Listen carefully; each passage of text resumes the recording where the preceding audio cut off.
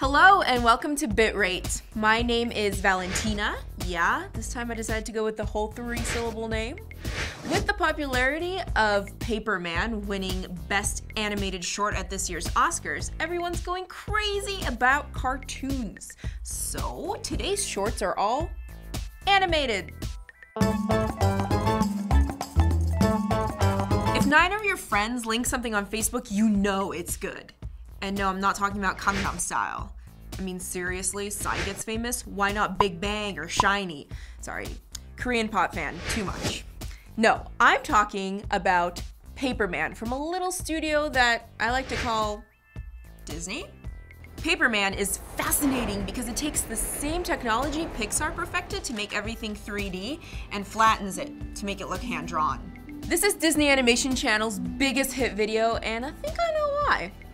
Because things like interactive collision detection between deformable models using chromatic decomposition just doesn't roll off the tongue, if you know what I mean. Remember back in the dinosaur age?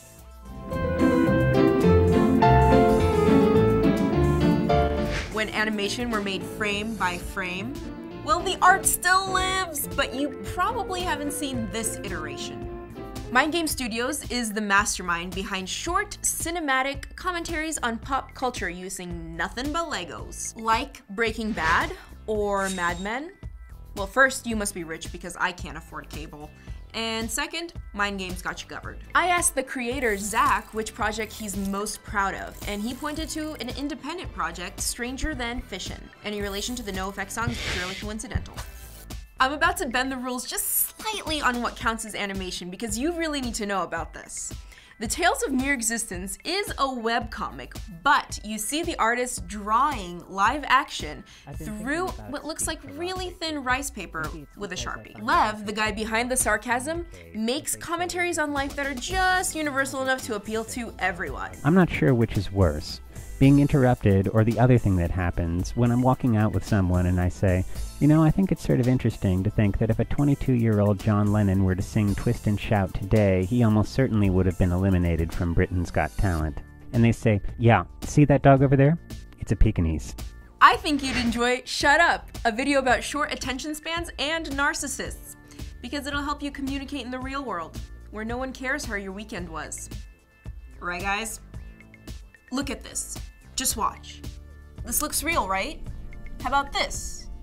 Well, it's all computer generated by one man from Spain who goes by the name of Alex Roman. He spent a year and a half just doing this, using 3ds Max and V-Ray for rendering, Photoshop for textures, After Effects for compositing and color, and of course Premiere for editing.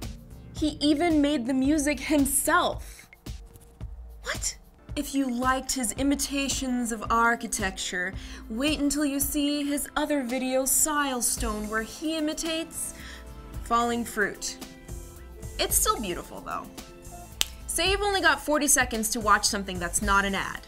Well, then you can watch this trailer for FMX 2013, Europe's largest technology, computers, and animation conference.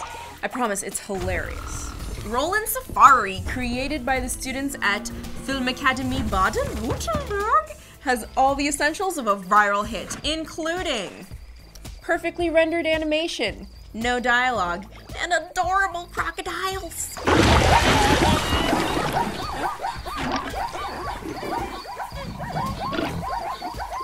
This is an important conference, especially in light of the recent VFX protests at the Academy Awards. Have you turned your profile picture into a green square? Now, I'm a fan of bandwagons and jumping on them and all that, but this is important. Check the link below for details. Remember that movie where Jack Black and Mos Def accidentally erase all of the videos in the video store and have to recreate everything in camera? Now, Be Kind Rewind is a fantasy, right? Wrong, there's actually something like that. LA's Flickr Film Festival, not associated with Flickr the website, has a contest called Attack of the 50-Foot Reels. The challenge, take one roll of 8mm film and create a video editing in camera. You get to pick your soundtrack, but you won't know how well it syncs up until the night of the premiere. Nail biting. Well, one solution is to do an animated stop-motion piece like John Cannizzaro in 50 Feet That Shook the World. This is very Russian, and I would know. Меня зовут Валентина Валентиновна Rabinovich. Right? From the soundtrack to the titles, this has a very Dziga Vertov man with a movie camera kind of film style that you'll probably remember from film school. And if you didn't go to film school, you're welcome. Check out the entire film with director's commentary as well, right here on Cinefix. Thank you so much for watching. I really think that animation shouldn't just be reserved for toddlers and Adult Swim. It can become a legitimate way of creating mainstream content. I mean, just because of Beowulf, we can't lose all hope, can we? Get your film fix. Subscribe to Cinefix.